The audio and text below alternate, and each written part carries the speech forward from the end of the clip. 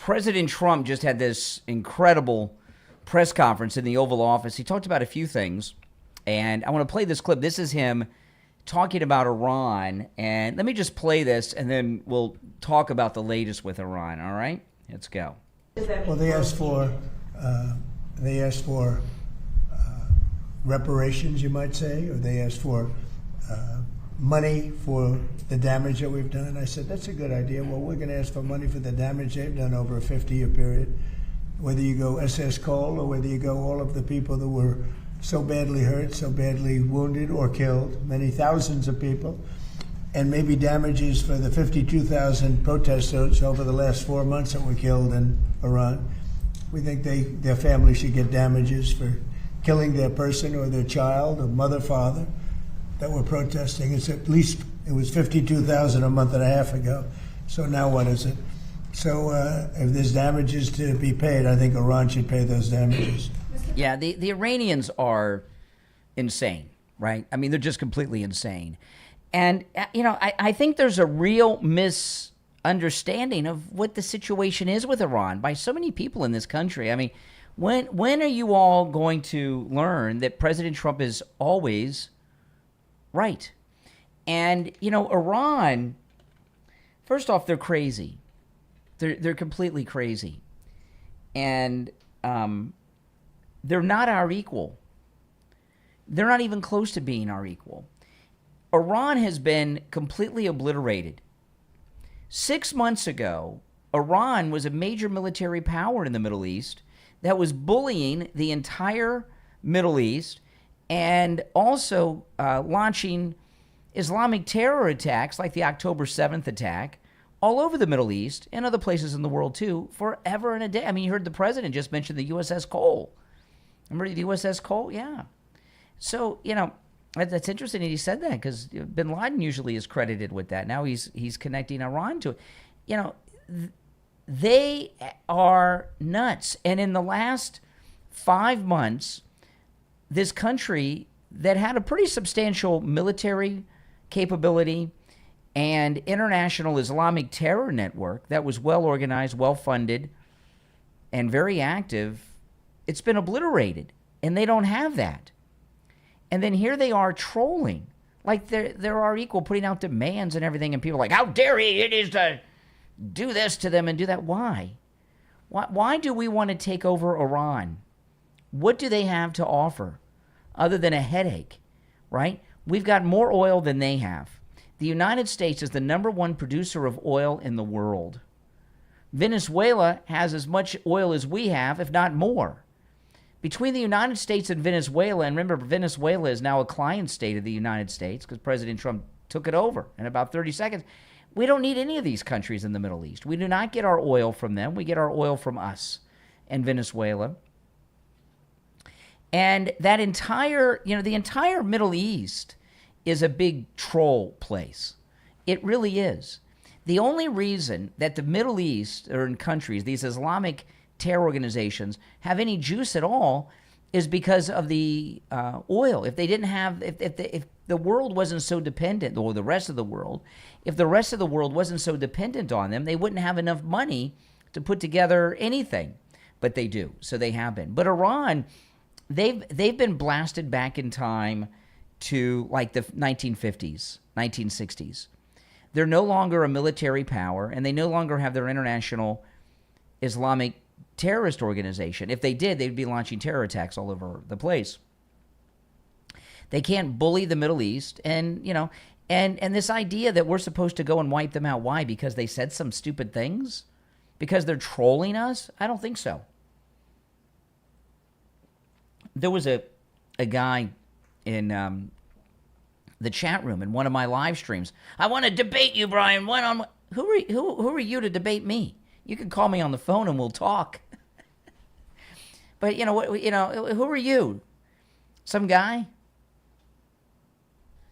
laying in bed somewhere, gaming, something, who's watching me on another device? No, hey, troll. That's what Iran is. They're a troll nation, and they have nothing that we need, and we don't want to get involved. You know, if we learned anything from Iraq, Afghanistan, and Vietnam, it's enough of this regime change, occupations. Regime change is so 1990s and 1980s. It never really works out.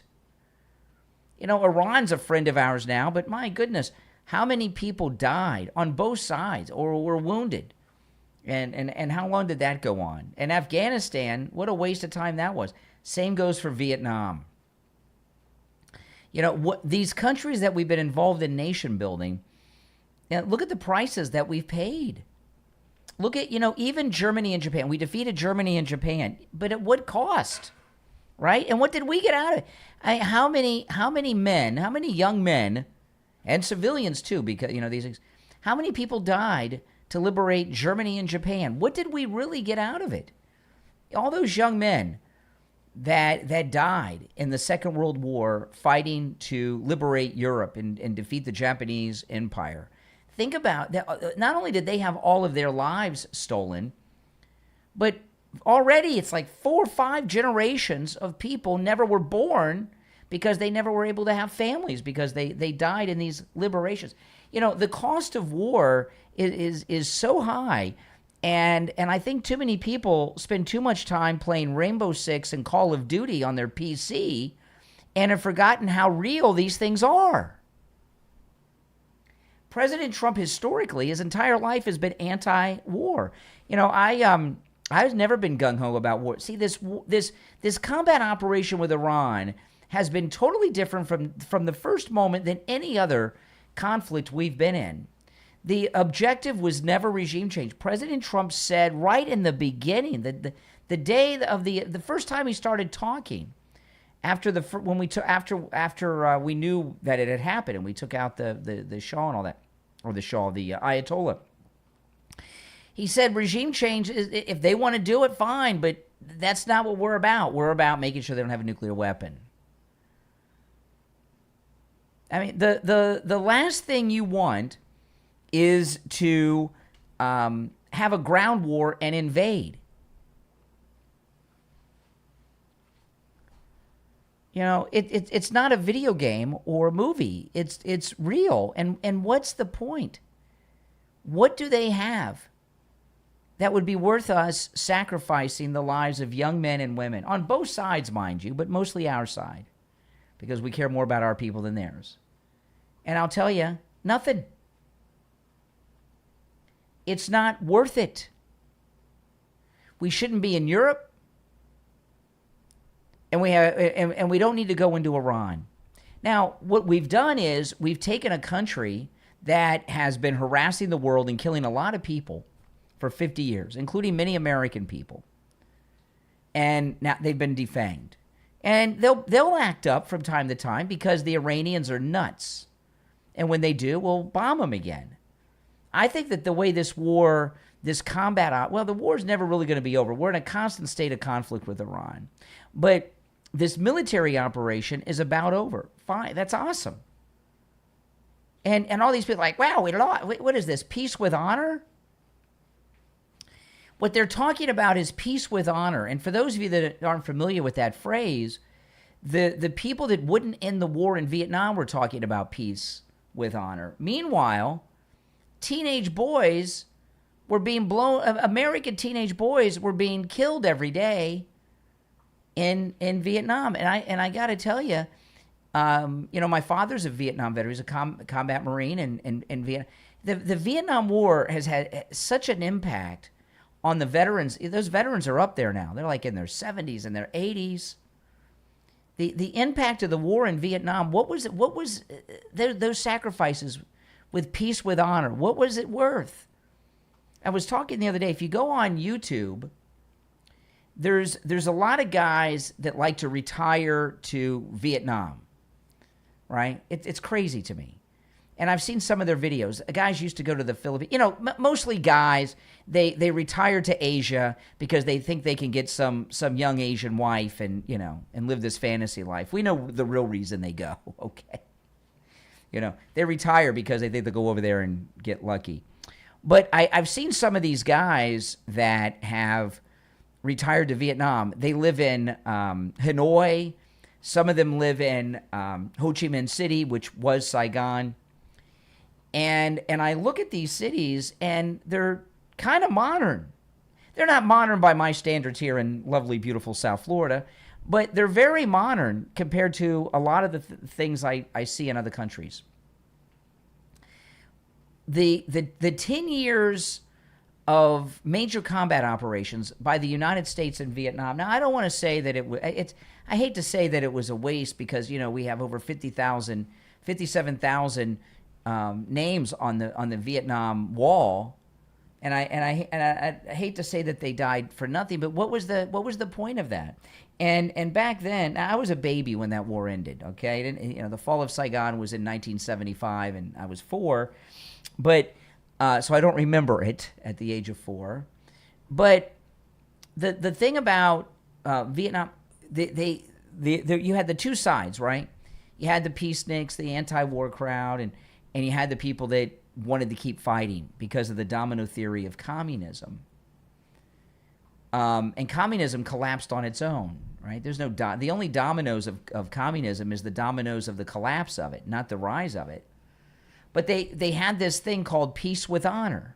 We can't get out, peace with honor. Well, it's easy for you to say, sitting here in the United States, while some 19-year-old kid is out there getting his head blown off in Vietnam. Peace with honor, right, yeah. I mean, the stupidity and the arrogance and the psychotic nature of that kind of attitude, peace with honor. Well, that's the same kind of BS I'm hearing from people with Iran. Who gives a you-know-what about Iran? Who cares? Who cares? Obviously, their leaders are completely insane. Now, I know that they've murdered a lot of the dissidents over there. We know this, and that's god-awful. I don't know how many dissidents are left. And, the population of Iran, they have been brought up, brainwashed by the Islamic Republic. So I wouldn't be so sure that as many of them weren't liberated from the Islamic Republic, okay? They're so brainwashed into it, maybe most of them like it. There's always division. We got division in this country, right? We're in election season now. Look at all the divisions we have. I'm sure there are many Iranians who are very happy living under the rule of these lunatics. I don't care. So what? But we had a threat, and the threat was Iran, and it was not just because that they were trying to develop a nuclear weapon and they were close to it. They tried to kill President Trump a number of times. Okay? So they did. And in his first term, they tried, and there were at least 2 attempts during the 2024 presidential campaign, which is an act of war. Now, President Trump could go in there and obliterate them, but then what happens? President Trump goes in and obliterates Iran, and then what happens? You know what happens? It's our country now because you create a humanitarian disaster. So we're going to have to go in there. And then the lunatics in Iran are going to have an insurgency, and it's going to be a 20-year war, and then we're going to leave, and they'll have a new Ayatollah in charge, just like in Afghanistan or Vietnam. Now, I would have been very happy if the people of Iran would have rose up and kicked these monsters out, but they didn't. So, hey, they're on their own. If Iran was, if there was an uprising in Iran and it became a good place, hey, that would have been awesome. But it didn't work out that way. And I really don't think it's worth a ground operation and lose the lives of Americans over Iran so that, this fantasy that people in the media will say, oh, well, good job there. Nothing Trump does are they going to approve of. We've lost about 19 in this combat operation. And we don't want to lose anyone, but 19 is an incredibly small number considering the scope of the operation. And most of those were from a couple of lucky shots that the Iranians got, launching some rockets randomly, and they hit some buildings. They're not capable militarily of doing anything to us because they haven't. They launched a whole bunch of rockets a week or two ago at our base in Jordan. We shot them all down. They launched a few hundred rockets at one of our aircraft carriers. Okay? We shot them all out of the sky before they got to the aircraft carrier. So, they're not a threat to us anymore. They were. Now, I want to say this. Have you seen this Boy George song on October 7th? October 7th, that was Iran. Look at what monsters they are. And I want to say this. I grew up with Boy George and Culture Club. And the new song's okay. It's not Karma Chameleon, okay? But I credit Boy George for writing this song in honor of the October 7th victims. But apparently, Boy George wrote the song with the help of AI. And it's not surprising when you hear the song. The song's okay, but it doesn't sound like a regular Boy George song. And there's a lot of outrage towards Boy George that he was assisted with AI to write this song. Now, I don't like the idea that the great Boy George is using AI to write his songs, okay? But his songwriting people probably didn't want to help him. He said that there's people in his band that won't perform if they play that song. He says they'll fire them if they refuse to play it. And he's a hardcore liberal, Boy George, obviously. He's gay. I remember my wife and I saw Boy George and Culture Club in concert a few years ago, and all he did was rip on Margaret Thatcher and Ronald Reagan like he was still in the 80s. Between every song, he's trashing Ronald Reagan and Margaret Thatcher. So, and he did this song. But this is what blows my mind, right? All these people are upset at Boy George for using AI to help him write this song, and I understand the criticism of that. I'm not happy about that. But people are like really pissed off. But they're not upset at all these Iranian-backed terrorists on October 7th that were raping and murdering the Israeli girls. And killing, of course, the young men, too, and taking them back as hostages and slaves and everything else. It just blows my mind. They're more upset at Boy George for using AI to write his song than they are the rapists and murderers. They're not upset at them at all. It's very, very strange. But I will say this about Boy George. I give Boy George a lot of credit for writing that song and performing the song and releasing the song and everything else, because that was not a popular thing for someone in his position to do, especially living in the UK and everything else. It's not a popular opinion in the UK because of the demographics over there and everything else. I give him credit. But back to this, the Iranians are crazy. And President Trump has taken down this major military power in the Middle East, and he's done it with minimal loss of life. Okay, minimal loss of life. By the way, thank you very much. I'm a bit, and I can't read the end, but thank you so much for that $10 super chat. Very much appreciated.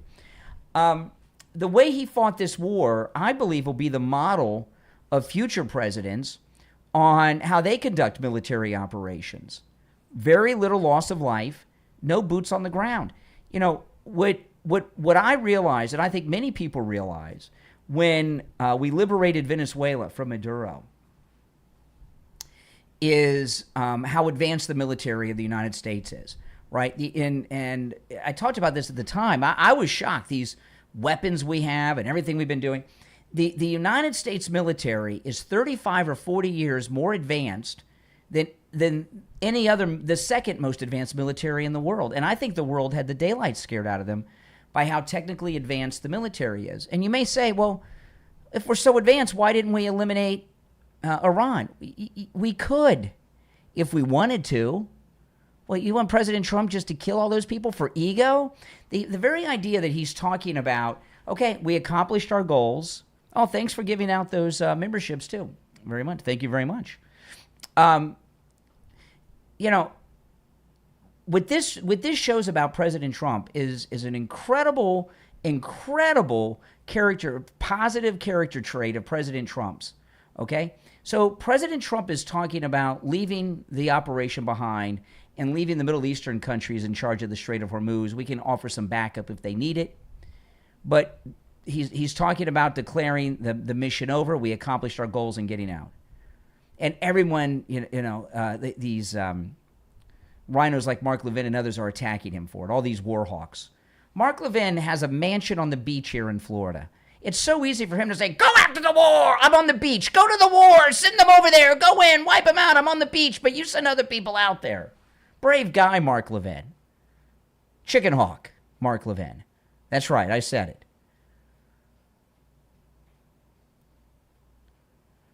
But I think it shows that he doesn't have this huge, out-of-control ego that fills rooms and arenas like the Trump derangement syndrome sufferers want you to think he has. I think it's pretty awesome that he's willing to say, hey, the mission's been accomplished, and we're going to get out of there. And a president with a big ego is the kind of president that would send people in to die because of his ego.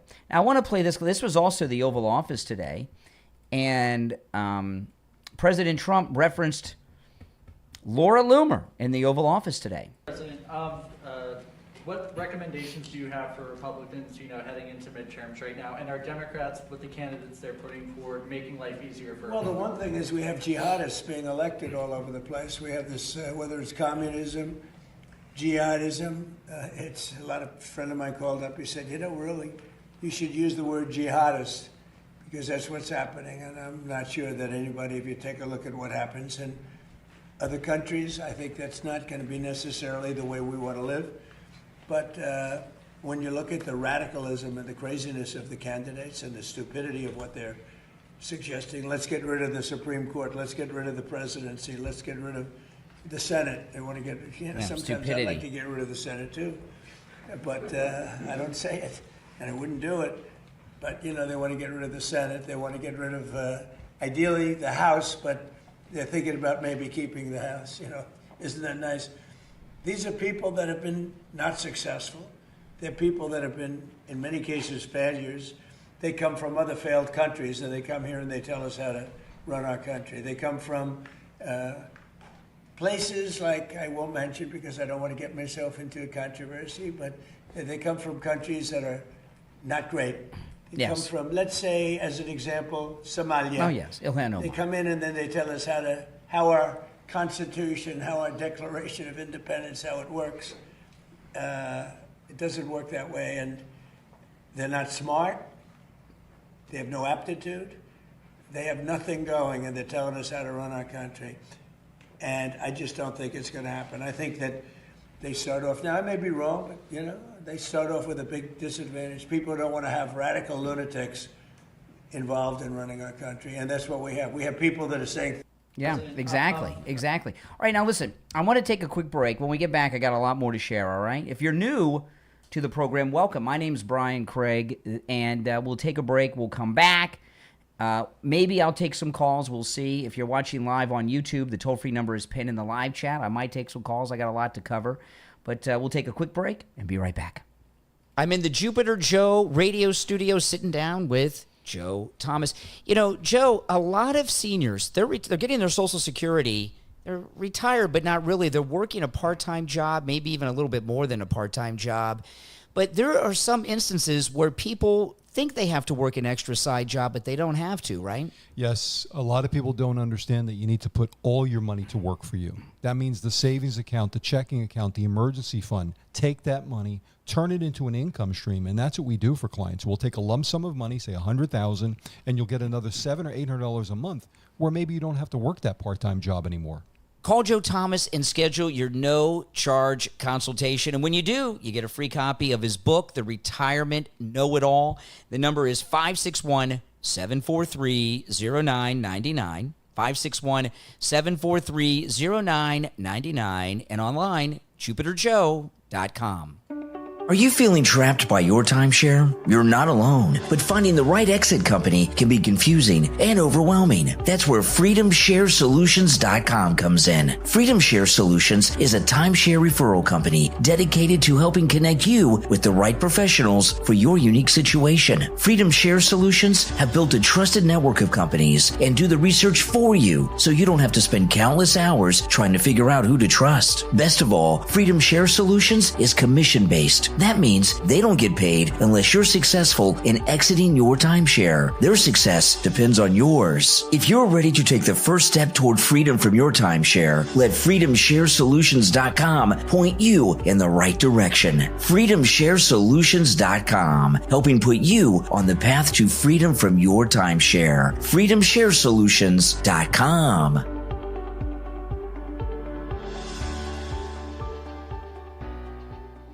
Welcome back, everyone. My name is Brian. Thanks, everyone, for joining in. All right, I have so much to cover here, and I will get to a lot of different things here on the program. But I came across this with Tucker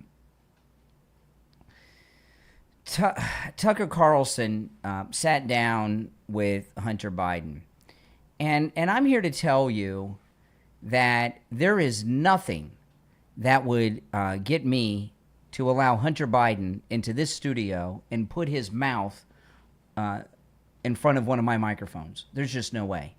You know, this guy, Hunter Biden, with his lifestyle and everything, I would be afraid that I would catch some type of disease or permanent condition if I was just in his presence. And, a microphone, you have your mouth up close to the microphone. If he used one of my microphones, it would go in the garbage. I would never. There's not enough Lysol in the world. But anyway, the Hunter Biden laptop, I'm not going to go through the details of the laptop because you're familiar with them. It's been years. But that was the October surprise in that election. Not only was it the October surprise by the Trump campaign on the Biden campaign, on Joe Biden, it was the first that I know. Now, if you have another example, I'm open to this. I don't know of another Republican presidential campaign that used an October surprise before that. I believe that the Hunter Biden laptop was the first recorded Republican October surprise in a presidential election. Do you know of another one? And it was a darn good one. And it was so good that the overseers, the haters of liberty, immediately labeled it Russian disinformation and suppressed it, right? You know the whole story. Well, Tucker Carlson has a new narrative on this that he's talking with Hunter about. Listen. What's your first thought? Laptop. Can I just say one thing, though, that this is what I experienced during that time? The allegation that there was abusive minors proven on the laptop, that came from the Israelis. It's the Jews. See, it's the Jews. It always goes back to the Jews with Tucker, doesn't it? Proven on the laptop. That came from the Israelis. I'm just telling you that. They came to me with that, so I know that. Oh, the Israelis came to Tucker?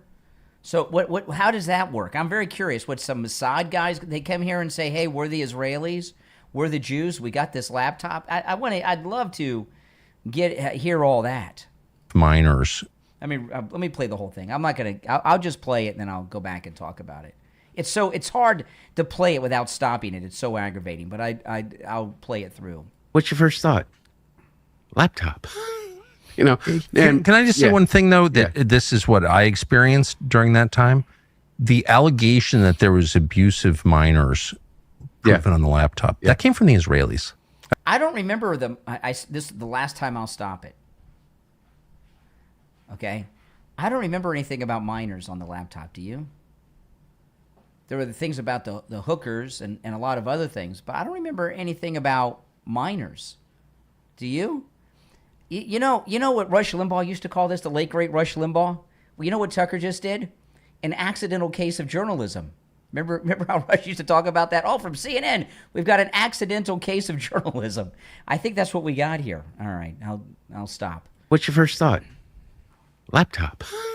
You know, and Can I just say one thing though? That this is what I experienced during that time. The allegation that there was abusive minors proven on the laptop that came from the Israelis. I'm just telling you that they came to me with that, so I know that. And one of the things that enraged me about the statement from those sleazy intel guys is that they blame the Russians for it. Now, maybe the Russians had a hand in it, but it was the Israelis who were pushing that. Fact. I mean, literally to me. Yeah. So, and you've gone through it. But they're all such slaves. Is there to anything? Israel. I want to clear with your entire, like, you know, not a single thing in my anything that is in any way true about that. What does that? What did Hunter just say? Does that even make sense? Is he back on the drugs?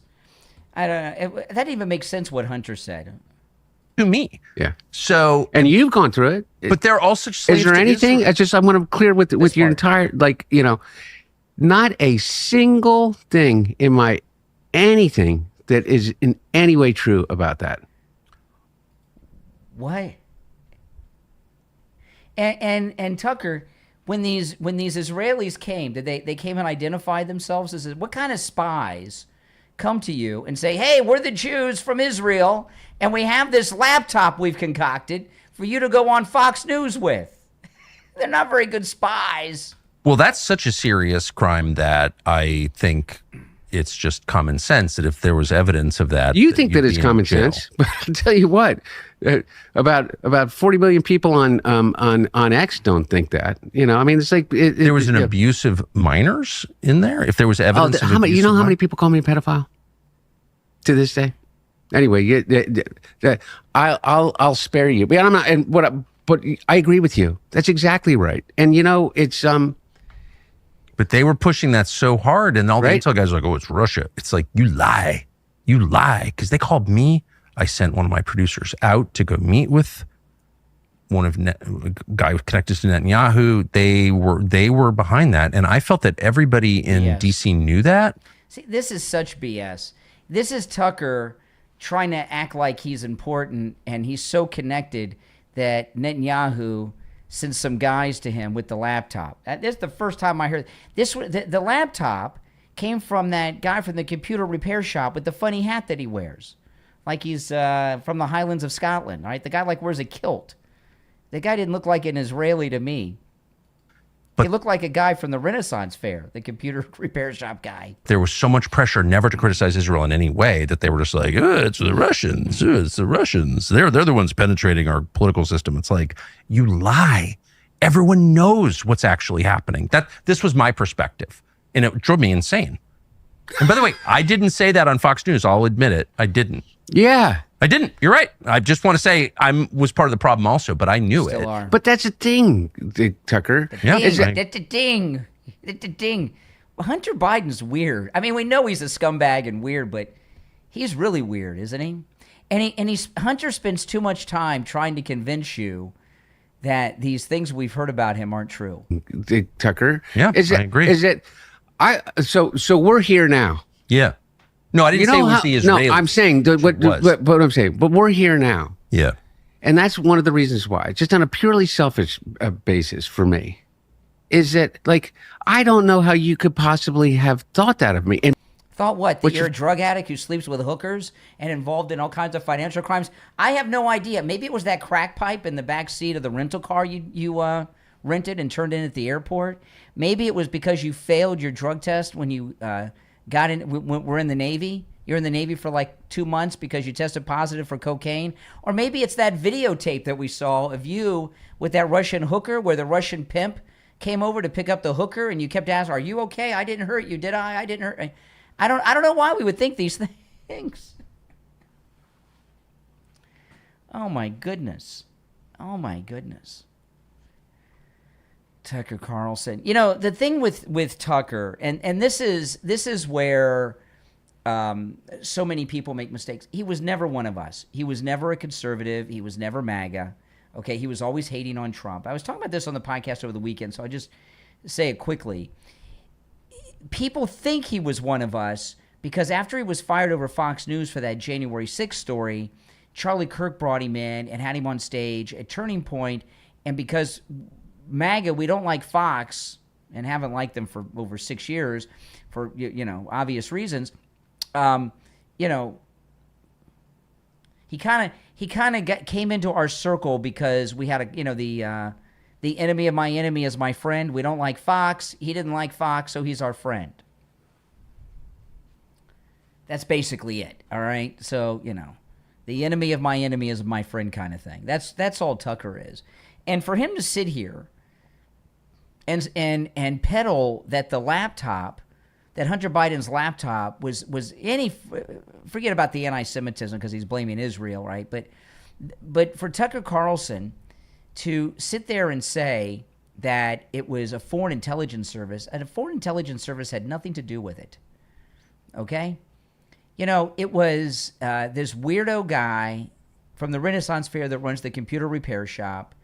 He knew what he had. Hunter, and I think Hunter wanted that the laptop to be found. Hunter and his sister, they both. He had the laptop. The sister had the diary, right? Do you know how people came in possession? Project Veritas and others. Do you know how they came in possession of the Ashley Biden diary? She was in a drug rehab facility here in South Florida. And when she moved out of the rehab, she left the diary behind, right? I think she left it behind on purpose. And Hunter, who takes a MacBook and gets it repaired? I'm a Mac guy. I have my MacBook that I use, right? I've got 2 other ones that are my old ones in my storage over here. Right? They get old, you get a new one. They're not cheap, they last many years, but you don't go and take them to a repair shop and get them repaired. They're filled with your data and everything else, right? Like everything's so computerized. I got a TV in my garage that I got to throw out with the bulk, right? It's been out there for a month. Our cats were climbing on it and knocked the TV over and broke the screen. But I haven't thrown it out because it's got a computer in it. I got to take the motherboard out of it because it's got all of our passwords for all our apps in it, right? You don't take your MacBook, especially when you're a rich guy like him with all the money you've made from your corrupt dealings with your daddy's connections. You don't take a MacBook to a random computer repair shop to get it repaired. You just throw it in the closet. You go buy a new one. You sign in with the cloud and everything downloads. It's like starting over. And I think he took the computer there and left it, just like Ashley Biden left the diary. Both of the Biden kids are junkies, and they're spoiled junkies, and they act out, and they manipulate daddy. And the way they manipulate daddy is leaving the diary at the rehab and leaving the laptop at that repair shop to get discovered. And, and the thing about that laptop, Hunter Biden did, I always tell you guys, I don't put anything in writing. Not that I'm putting anything in writing that would be all that interesting, but you put things in writing, you lose context, right? He put everything in writing on that laptop through instant messaging and emails. He knew exactly what he was doing. He was pissed off at his dad, just like Ashley was pissed off at dad. Dad didn't give them something they wanted. So they leave crap behind to embarrass him because they know he's a politician and they can hold in possible embarrassment. Although it doesn't seem like Joe seems to mind people knowing much about him, but they hold embarrassment over his head because he's a politician to get their own way. No Russian disinformation. He left it there on purpose so it'd be discovered. That's always been my theory. But back to this. For Tucker to peddle that this is some type of foreign intelligence operation. No, the guy at the computer repair shop, Hunter didn't come back, so the computers eventually became his. It's like if you take your car to an auto shop and you don't pay and ever pick it up, it becomes the property of the repair shop, right? They take it. A mechanic's lien. Same thing at the computer shop, right? And he saw what was on it, so he called up Mayor Giuliani, America's mayor, the hero of 9/11, and say, hey, you're not going to believe this. Everybody knows what happened. But Tucker Carlson is peddling this nonsense because he's running cover for him. And Hunter, you can hear how self-important Tucker thinks he is. Oh, well, Netanyahu sent one of his guys over there to try to get me with this thing. He's very self-important. Tucker Carlson believes that when he speaks on his podcast, think about this. He thinks when he speaks on his podcast that the historical record is being made here. And he thinks that he is establishing for the historical record that Israel was behind the Hunter Biden laptop, and it was just the guy in the funny clothes that gave the laptop to Giuliani. What a disappointment Tucker Carlson is, really, isn't he? He really is. He's a big disappointment. I'm going to take a quick break. I got a lot more to cover, so don't go anywhere, all right? My name's Brian, and, of course, this is the Brian Craig Show podcast, available wherever you get podcasts. Wherever you get your podcast, just go and search for The Brian Craig Show. I'll come up. If you want to catch the show live in video form, that's on YouTube. Go to YouTube and search for it, The Brian Craig Show. We'll be right back. What if you could understand the Bible as one complete story? From creation to Jesus to the fulfillment of end times prophecy. Now you can with engaging, eye-opening Bible study live streams where scripture comes together in a clear, easy-to-follow way that will deepen your understanding of God's Word. Discover how the events unfolding in today's world fit into the bigger picture God revealed throughout the Bible. Explore biblical prophecy and what it says about the future. Compare God's truth with Satan's deception. Examine the evidence for creation versus evolution and gain fresh insight into the people, places, and promises found throughout Scripture. Whether you're new to Bible study or have been reading the Bible your entire life, these live streams will help you connect the dots, strengthen your faith, and better understand the times we're living in. Don't miss this opportunity to grow in your knowledge of God's Word. Join these life-changing Bible study live streams right now. Find the link in the description of this episode. Share the link on all your social media so your friends can join in too. Again, the link is in the description of this episode. Look in the description and click it right now. Hi, Tom Laporta here. We are Laporta Roofing, a family business since 1983. You are our customer. In other words, our boss. We are here for and because of you, not the other way around. The 2026 rainy season is upon us. Because we haven't had a hurricane in 2 years, all the storm chaser roofing companies have gone out of business, leaving only the strongest and the best contractors. At Laporta Roofing, we will never sell you a roof you don't need. We don't have salesmen or commissions, so we will never pressure you to sign a contract. Also, deposits are not required. At Laporta Roofing, you will always come first. We must earn your trust, and we will. So call me on my cell at 954-604-4602 or find us on the web at laportaroofing.com. That number again is 954-604-4602, 954-604-4602, or on the web at laportaroofing.com. All right, welcome back, everyone. I'm Brian. Thanks for tuning in. If you'd like to support my content, my podcast, YouTube channel, radio show, everything that I bring you, become a Patreon supporter. There's a link in the description. And when you become a Patreon supporter, you get access to a lot of exclusive content you get nowhere else, okay? That my wife and I both post there. But you also get access to my daily Patreon live streams, okay? I live stream. It's on the Patreon platform, available only to paying Patreon supporters. The link's in the description. And I talk about things I don't talk about here and a whole bunch of things that I cannot talk about here. And it's a great community. It's a troll-free zone, and it's a live stream much like the one here on YouTube where there's a live chat and everything. The link's in the description. Now, when you go there, you'll see an option to join for free. If you do that, not only do you not have you have access to none of the content if you join for free. You don't even see it. It's just a blank page. You have to be a paying Patreon supporter to have access to the live streams and all of the content. You have access to no content if you're a free member. So to have access to the live streams and the content, you have to be a paying member, and that starts at just $5 a month. And the live streams are very good. And those of you that are Patreon supporters, you guys know a lot of times I'm like, I don't know if I should have told you guys that.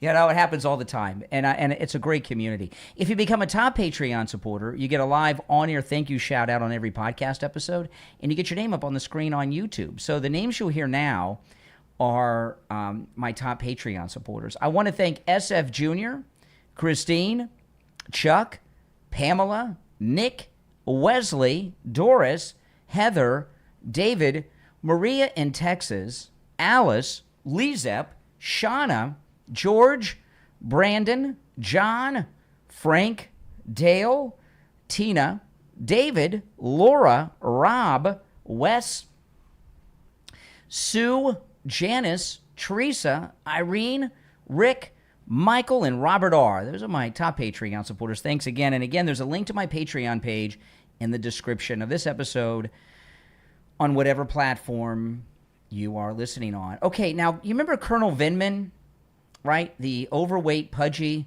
colonel who was wearing the wrong uniform, who turned President Trump into the Inspector General. Can you imagine? He's running for the United States Senate here in Florida. Can you believe it? Colonel Vindman. He's running for the Senate here in Florida as a Democrat, of course. And he lives in the listening range of the radio stations I'm on. And I know. I have not talked about him too much. He did an interview, which I'll talk about here in a minute. You know, a lot of people have called, here in Florida, early voting has started in Florida, and we're in primary season. And I don't talk about local and state politics or candidates too often, especially in primary season. And there's a couple of reasons for that, and I'll tell you what they are, okay? I do talk about them when they have national interest, like Byron Donalds, who's the Trump-endorsed candidate for governor, and that creep Fish Sticks that made all those creepy allegations against him last week. That's a national story, so I'll talk about it. But the reason I don't cover the local politics for the most part on the program is because the show's a national show. We're local on the radio, but the audience is so big. We're throughout the entire state of Florida and the whole country and the world, really. I mean, you know, those of you that are listening to me right now are all over America and other countries as well. So, you know, talking about local congressional races and things like that, no one's really interested in that other than people that are in that district, right? And a few people have called me about, I need to do my research on people running for city commission, county commission, and sanitation. And there's one guy called on Friday, gave me some grief, and he hung up before I could respond. He called in today. He hung up before I could say anything to him. So I'm not going to talk to somebody who pulls that stunt, but I was going to explain this to him. And there's another reason, too, and I'll get to Vindman in a second. You know, I don't talk about these local races because no one cares really about them. Most of the people that like, for example, if there's somebody running for city commission, most of the people in that little city don't care, right? You know, like a city of Fort Lauderdale. And most of the people even in the city of Fort Lauderdale wouldn't care about that, so I don't cover it. Also, on the radio, we have equal time. So if I start having on somebody, I got to have on all their opponents. And in a primary, that's a lot of people. In the general election, I'll be talking about some of the congressional races and the governor's races. It's only down to 2. And those races, the Democrat idiot can come on if they want. I got no problem with that. But Vindman here, not many people know he's running in Florida. Yeah, this is that Colonel Vindman. He's running for the United States Senate as a Democrat here in Florida. And I don't talk about him for the reasons I just stated. And also, I don't want to give him the publicity to the Florida audience. So few Floridians know that he's running, okay? And Ashley Moody, who was appointed by Ron DeSantis to finish out Marco Rubio's term, she's running for that seat now, and she's expected to win, and she's polling very well. And it's an important seat. But Vindman, I'm going to talk to you about Vindman now because it's very relevant to the national politics. This is a local political show on the local news in Miami, CBS News Miami, and the guy interviewing him is a liberal jerk who, for many years, was a columnist for the Miami Herald, and I got a little bit of history with this guy. He's lost a lot of weight, but he has a history of being morbidly obese, and his name is Jim DeFeedy, and I always have called him on the air Jim Defeed Me. And, but anyway, so this is local news out of Miami interviewing Colonel Vindman over the weekend about the Democrat, Socialist, Communist of America. What do you make of the rise of the DSA movement within the Democratic Party? I think, to me, what's crystal clear is that we need all Democrats on board for this campaign. That Democrats, when we get through this primary, come together and recognize this is the campaign that is going to fight the fights that are necessary. Okay, Colonel Vindman should be in prison for what he did. Okay, and first off, the arrogance of this guy when he showed up to testify in that congressional hearing. He was wearing the old uniform, so he was out of uniform. I couldn't believe it. Remember, the Army had updated their uniforms to that World War II era uniform? He was wearing the old uniform, so he was out of uniform, and I couldn't believe how overweight he was. To be in the United States Army and be not physically fit. But a thing about Colonel Vindman, of course he doesn't mind the Democrat, Socialist, Communist. Do you know where Vindman was born? Do you know where Colonel Vindman was born? You may say Ukraine, but which is kind of accurate, but no, not really. Do you know what country he was born in? It was not Ukraine. What country was Colonel Alexander Vindman born in? It was not Ukraine. You know what country? The Soviet Union. He was born in the Soviet Union. And I don't know how this guy rose to the levels he did. He and his family are from the Soviet Union and having this top security clearance. And what Vindman did to President Trump, the commander-in-chief, his commander-in-chief, is so insane. I cannot even believe. Remember what he did? He disapproved of the phone call that the president had with Zelensky. So he reported the president of the United States to the inspector general. Who the heck does he think he is? And then he shows up on national television to a congressional hearing about it, overweight and in the wrong uniform. And he's talking about President Trump. I couldn't believe. And what Vindman did was insubordination and borderline treason. I can't believe that he didn't go to prison and that he was able to retire as a lieutenant colonel. He should have been busted down to, I don't know how low you can bust a lieutenant colonel. Can you bust him down to the enlisted ranks, or does it have to be the lowest officer? Bust him to second lieutenant or private. I don't care. I can't believe he was allowed to be honorably discharged and retire at his rank. And now here he is, running for the Senate. I personally believe, he was with the NSA. I personally believe that people that work for the intelligence agency should be forbidden from holding elected office. Right? That's what I believe, and I don't think I'm alone in that. We have the one CIA senator now. He's trying to be an NSA senator. It's bad news, and they have a lot of conflicts going on in their mind. But the very fact that he has so many connections to the USSR, somebody with those kind of connections should not be able to obtain a top security clearance and have access to the president of the United States and their private conversations. It just blows my mind. And Vindman is never treated the way that he should be treated. I mean, he's not a good guy. He really is not.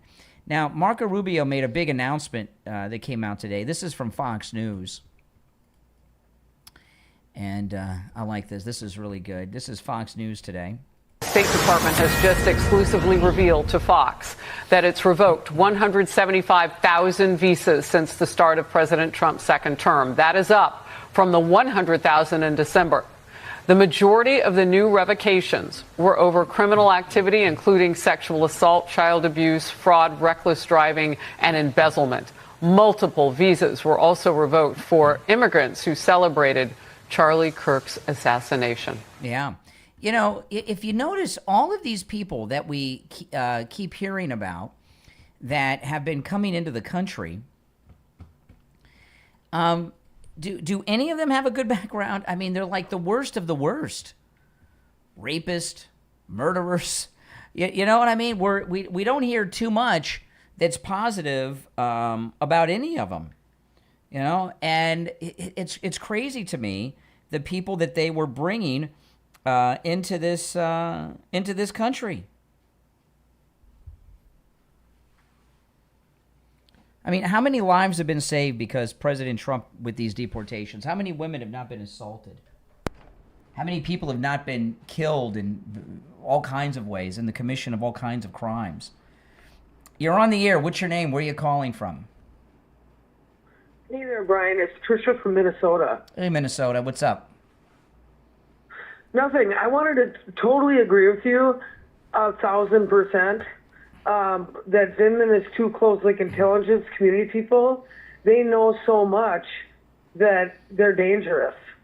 Like, they can't be, they should not be allowed. What you said just now, like a minute ago, was 1,000%. Yeah.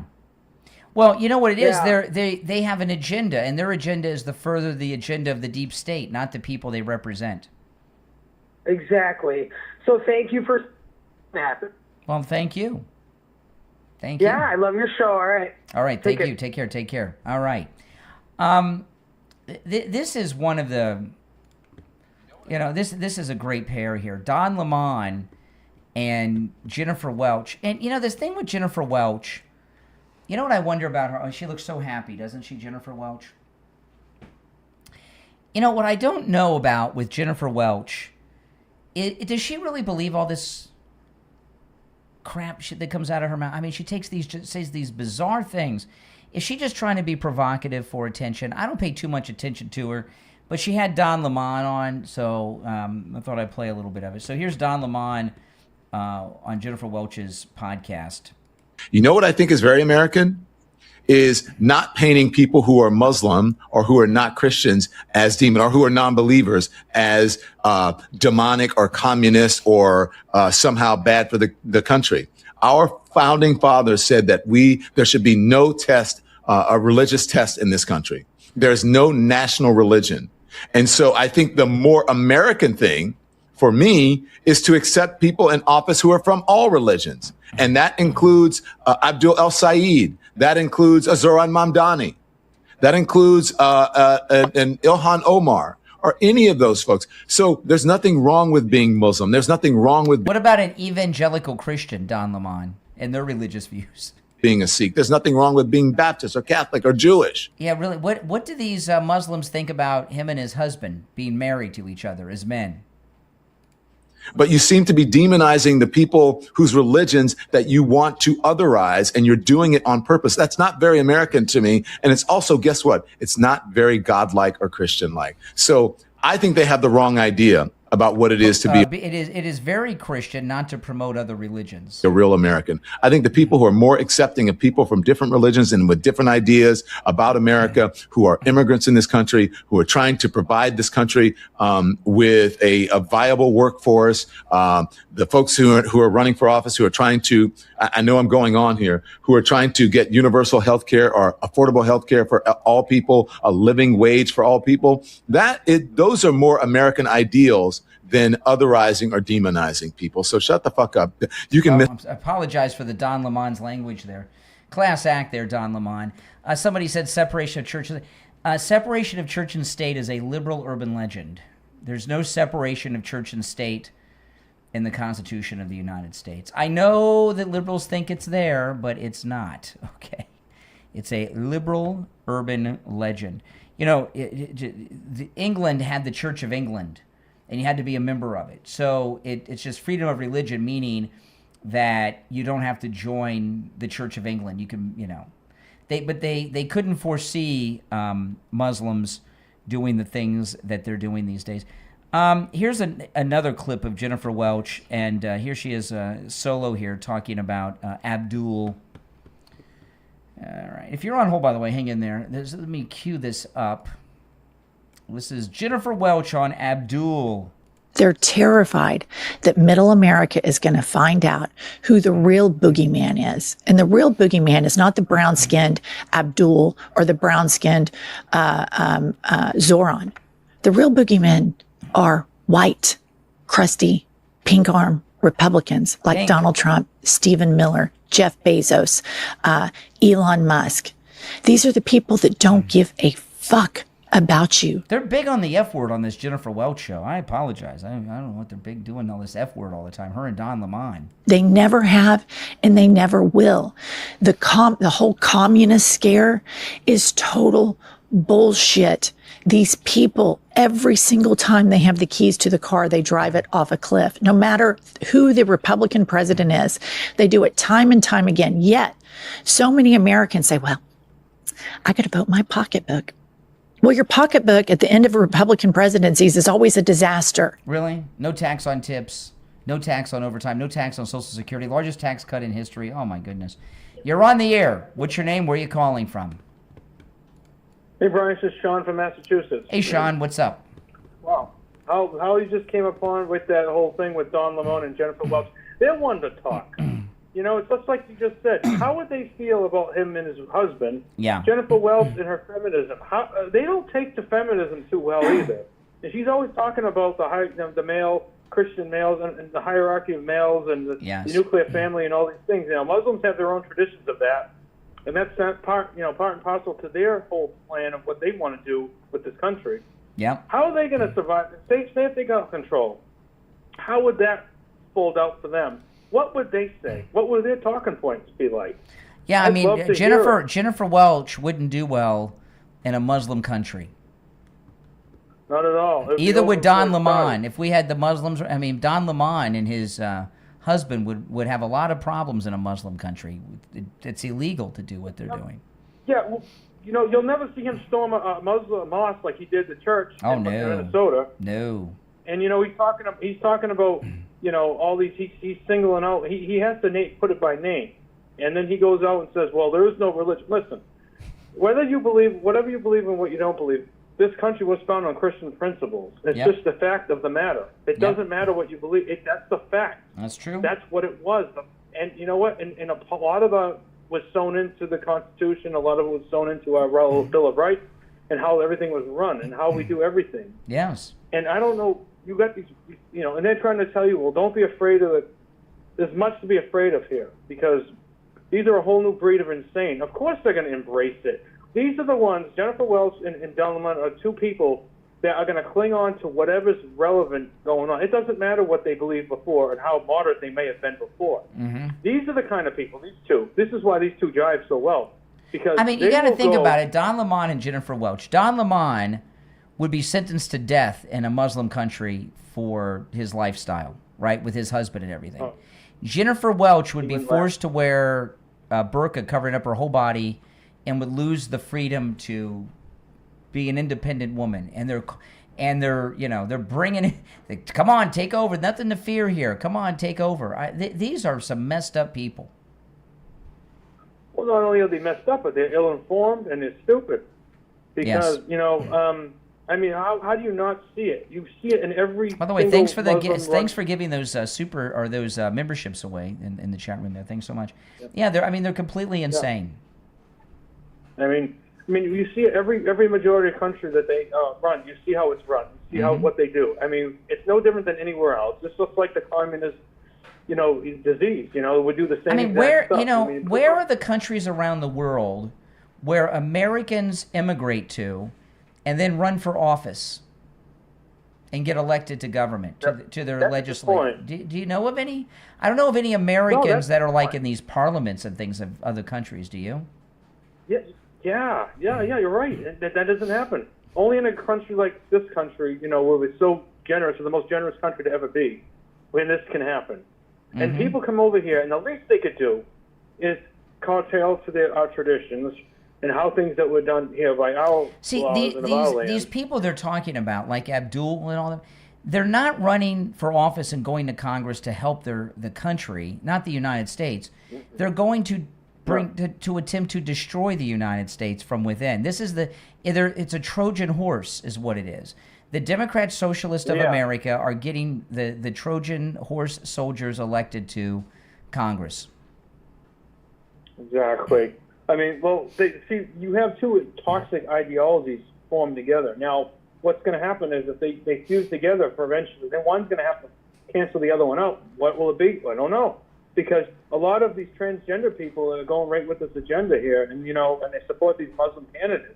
Mm-hmm. Well, what happens if hopefully this will never happen, but what happens if they get the upper hand? Then what's going to happen to them? Exactly. Like we just said a minute ago, it's something like Don Lemon and Welsh, because they won't last a second in that world. And then what are they going to do? We're going to be like, yeah, we told you so. Mm-hmm. But you never listen. They never listen anyway. All they care about is, because a lot of these generations, this is what Hassan Piker is here to do, is he's trying to do what communists have always done. Hassan Piker is the modern day equivalent of a Klansman on the radio. Every day spouting the Turner Diaries. I mean, if you're familiar with that. I mean, he's really bad. I mean, everything coming out of his mouth is just hate and racist. I mean, yeah, and I was saying yesterday that some of the recent things that he had just said, was just so disgusting. I don't even want to say it. It's just the 9/11 thing was bad enough. That was horrible. But he does something else, and you know what I'm talking about. And, if you notice, I don't play too many Hassan Piker clips on the air. You see them on social. It's because what he says is so vile. I can't play them, or I wouldn't. I mean, he's just another one. He's just like Lamont and Welsh, the classless. Somebody in the live chat said Brian is a known coward. What kind of coward sits here and takes live screenless calls, live on YouTube every day? Well, you know what else you're doing? You're calling out these psychopaths too. You know, a lot of people won't dare to do that either. Yeah. And you don't screen your calls. You don't see who's calling. And no one does that. No. Every state, every show I've ever seen, they know what's coming ahead. You don't do that. No. I mean, that's something that's unique. I don't think anyone's ever really done that before. No. Well, listen, I appreciate the compliments. Thanks for the call, though. Okay. We'll talk again. All right, you take care. Yeah, that's exactly right. If you're on hold, stand by. If you'd like to call in and you're watching live on YouTube, the number is pinned in the live chat. Okay, it's toll free, 888-465-2631. You're on the air. What's your name? Where are you calling from? Jeff from Maine. Hey, Jeff, what's up? Hey, the last time, or maybe twice, 2 times ago, I called in. I got kind of emotional. How did we forget about 9/11? Oh, yeah. And the Islamic terrorists did that. Mm-hmm. That's right. We've been fighting Iran since 1979. They have vowed to wipe us and Israel off the face of the planet. And Trump has come out and said, if he hadn't stopped them, Israel wouldn't have been there today. That's how close it was. And I'll tell you what, we need to know that the Muslim people, we're not fighting them. It's the Islamist, extremist, terrorists. Mm-hmm. And they need to be taken out. And Trump is doing exactly that. Yeah, absolutely. Yeah. I think what he's... Yeah, go ahead, Jeff. These liberals in this, in your chat, there's a couple that he was mocking Charlie Kirk, saying he was in hell. Oh. I had to block him. I mean, that's just, that to me is a reason to block someone from a channel. Mm. Because you have your moderators and they have their guidelines and stuff, and I understand that. But we don't go on liberal shows and try to shut them down, and we wouldn't waste our time. Well, the thing about Charlie Kirk, these guys that say these just terrible, disgusting things about Charlie Kirk, part of what it is, younger people today, millennials and Gen Z, they have very little contact with actual human beings. They play video games and watch porn all day, right? And doom scroll. Yep. So people aren't real to them. They're so far removed from humanity, and I feel they say things like what you talked about with Charlie Kirk. They have no empathy for others because they have no human contact. Brian, I never thought of that. And that, that's the bad, TV, when they said TV came out, it was going to be evil, computers, the web. But it's like a weapon, a gun. Whatever the person uses it for makes it good or evil. Yeah. And I understand now that those kids being brought up on the web in video games that makes real sense to me, that they have no contact with humans. They probably never sat at the table with their family and talked, and we always did that growing up, Brian. And if that's one thing America needs, is the family rebuilt back to its roots. Yeah, and they don't have normal interactions with people. Like when we were kids, you went to the mall, you went to the movies with your friends, you did this, you did that. They don't do that stuff anymore. So so no one is real to them. So they've dehumanized the whole population. They have no sense of truth. They don't, or reality, that would be a better word. Yeah. They don't live in reality. Mm-hmm. It's sad. And but everything Trump's doing is to help the global reset, but who will be the most rewarded? It'll be America, because he's putting America first. And he tells other countries, you should put your country first, but you're not going to use us anymore. And he's putting people in check. And I just love that about him, because, I think he's toned it down. He's not as rough as he used to be. Does that make sense? Yeah. Well, President Trump, he doesn't care what the media think or the haters think about him anymore. So he doesn't spend much time trying to win them over. In the first term, he did that a lot. Yeah, he did. Mm-hmm. But our country is doing so much better, and all the liberals can do is scream Trump this, Trump that. There's no substance, no message. They have nothing but hate Trump. Mm-hmm. And I think that's going to kill him in the midterms. And we need to get everybody out we know to vote. Mm-hmm. This is really, all elections from here on are important, but the next one is the most important. And we need to, the shows like this, and where we can come together, MAGA, and fight for our country. And I'm just so glad that we are living, God raised us up for this time. Yeah. And I'm glad to be your friend, Brian. Well, thank you for calling, Jeff. I appreciate it. Have a great day. You too. You too. I saw this montage of Megyn Kelly, and I don't know, have any of you ever seen Megyn Kelly in person? YouTube, you know how they say TV puts weight on people? YouTube does the same thing. When you see people in person, we're all skinnier than we look on YouTube. It's just the way it is. But Megyn Kelly, her legs are like, if you watch it on like this big around, and her arms too. She is so strange looking in person and so skinny. But I saw this montage of her, and this is from January, May, and July of this year. All right, just all this year, all 2026. First is January, second's May, and the third's July. There's no such thing as Islamophobia. You are not only entitled to, quote, fear Islam, I would argue it's your duty as a Christian to stand up and fight against it. And I have been blown away by how openly the Israel First crowd is demanding that I and others hate Muslims. I now see we've all been manipulated. You have no idea how ubiquitous and powerful AIPAC, Israel, its lobby, its paid agents, like you are not allowed to be in any way soft on Muslims. My God, the rise of Islamic terror in Europe. We've had a couple of disturbing attacks this week alone. She's, talk about somebody standing for nothing. I don't know what Megyn Kelly's deal is for sure. I think what Megyn Kelly, she's big, she's famous and everything else, but she doesn't have the reach that she had on Fox, and she's desperate for that. And she wants to have the kind of audience that Candace Owens has. And I really think that Megyn just goes with whatever the trend is that particular day or week with what she's talking about on her show. But she sees the success that Candace Owens has had with her anti-Israel thing and all of that. So I think every once in a while she goes that route. But she really stands for nothing. And she's got to have a lot of dysfunctions. I mean, she blew it at Fox. Then she blew it at NBC, And I talked a little bit about this yesterday, and we're getting some more. Hassan Piker he did this. They did this Rolling Stone cover story on him, and they're pointing this out. Now remember I was telling you yesterday on the podcast, Hassan Piker, who's the big voice of the Democrat socialists fighting wealth inequality, is worth $8 million, is his net worth.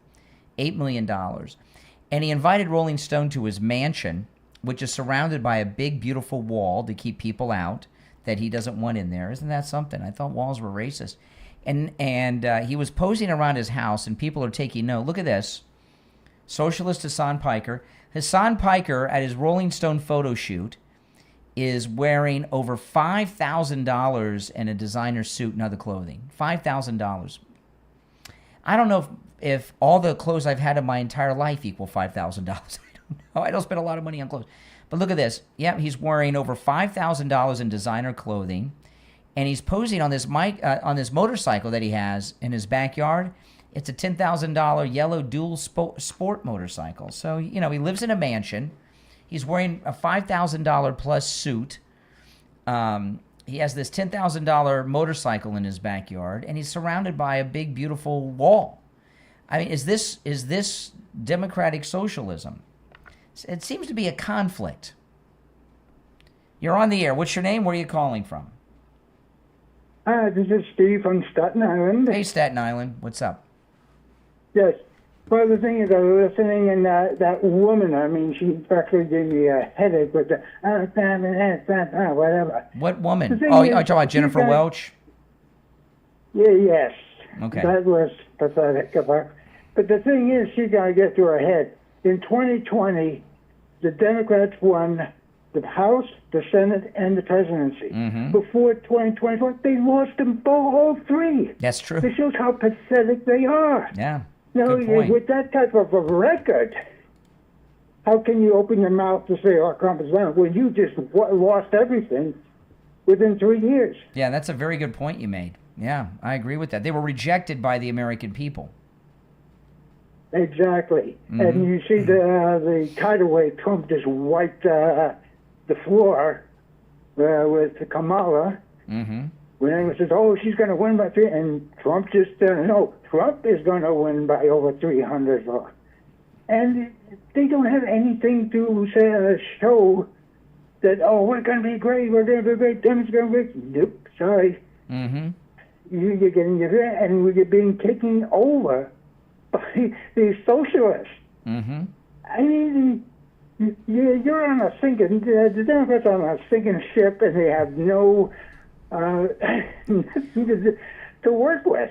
Well, what the Democrats are doing is the Democrats are trying to lose the midterms. They've come to the conclusion the only way they can purge themselves of these Democrat, socialist, communists is to lose the midterms and blame them for it. And you can tell they're pivoting to sound reasonable. Yesterday, AOC was on ABC this week on ABC with Jonathan Karl over the weekend, and he threw by. Mm-hmm. He went through this weirdo Democratic Socialist platform, and she answered with a strange response. She says there's this city commissioner in my district. He says woke one was crazy, and then she laughed. She's trying to go mainstream, and what they're doing is. And this is an important thing to understand. Bill Clinton was very liberal, and when he ran for re-election in 1996, he did something very insane for a Democrat to do. And the Republicans had just taken over the House and the Senate, led by Newt Gingrich. And it was the first time that the Republicans controlled the House and the Senate, like in 35 or 40 years at the same time. And so the Republicans were very popular. Democrat liberalism wasn't. So Bill Clinton, when he ran against Bob Dole, he adopted all of the conservative positions. The one I really remember is welfare to work. Dick Morris was his campaign manager, and they called the strategy triangulation. He took all the popular Republican positions of Newt Gingrich, made him his own, and ran to re-election victory in 1996. That's what the Democrats are doing now. They want to lose the midterms, purge these commie socialists out, blame them for the loss, and they've realized that men in sports and defund the police and all this stuff they're not electable with it. So they're going to try to rebrand themselves as more of like a Kennedy Democrat Party, like reasonable and somewhat conservative. And AOC has jumped on board with that. That's what that whole Jonathan Karl interview yesterday was about with her. Yeah, that's right. They're trying to purge themselves of all this stuff, trying to purize, or what do you call it? Purity. Their thing. And it's going to be a while before even people are going to believe in this. Was it Staten Island where Mamdani got booed off the stage last week? Yes. Yeah. Oh, that was awesome. You're in Staten Island, right? That's pretty awesome. Oh, yeah. I thought so, too. I thought that he realized, and this is a real full-fledged Republican place. Bye, everybody! And hightailed it out. Yeah. Yeah. He didn't last long. He ran out like a coward. No participation trophy this time. Yeah. His tail between the legs and hightailed it out. That may have been the first time he's faced rejection in his life. Well, keep this up, you'll hear more. All right. Well, listen, I appreciate the call. Thank you. All right. Take care. Now, did any of you guys watch President Trump with the vaccines today? This is the big pharma are the scummiest of all, and we all know the reasons that there's so many different vaccinations for children is because big pharma spends so much money donating to politicians over the years. That's how they got this all done. And the left, they hate it, not just because big pharma is going to be pissed off at them because they're not coming through on everything they've been paying for. But Democrats, the left, don't like the idea of parents making decisions about their children. They want the government to make the decisions for your children on what injections they take. And I remember there was a couple of times my wife's more up to speed on these things than I am, right? Like most guys. But when my daughter was young, going to the pediatrician, there was more than once when my wife wouldn't let them give her a particular injection for something. They don't like it. These doctors are so liberal, and they're so hooked up with these evildoers in the pharmaceutical companies. And the pharmaceutical companies are evil. Have you ever been to a doctor's office and seen the pharmaceutical rep? They use. Do you know how they get the doctors to prescribe medicines? Their new drugs. It's seduction. The pharmaceutical reps are all honeypots, right? They're all good looking, and they seduce the doctors.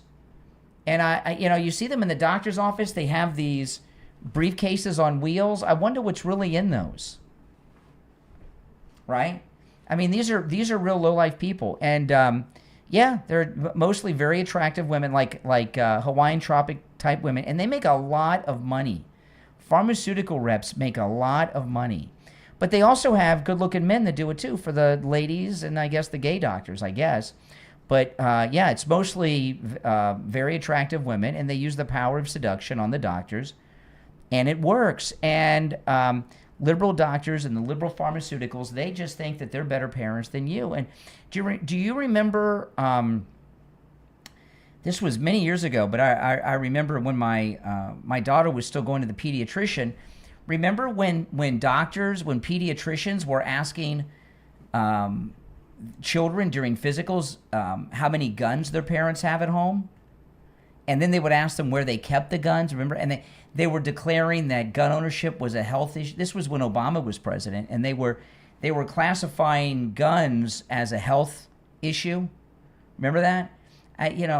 Believe me, that executive order that President Trump signed today about vaccinations, that freaked out a lot of people. The pharmaceutical companies and the Democrats and the left, big pharma and all of that, big time.